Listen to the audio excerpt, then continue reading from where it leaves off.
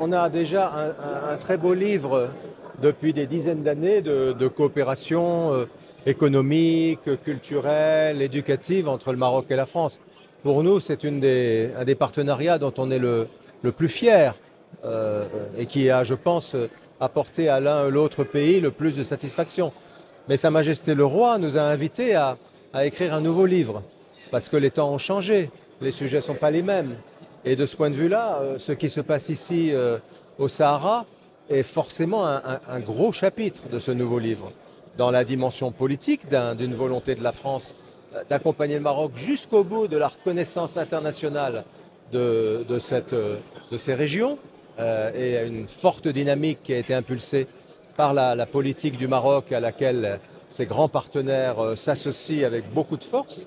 Mais au passage, ici, comme a dit ma collègue, l'ambassadeur Sitaïl, concrétiser sur le terrain cet intérêt pour ces provinces. Et c'est ça que les entreprises sont venues voir. Elles voient bien le sens de l'histoire. Elles voient bien dans quel sens, si je puis dire, souffle le vent. Et ici, c'est un pays de vent.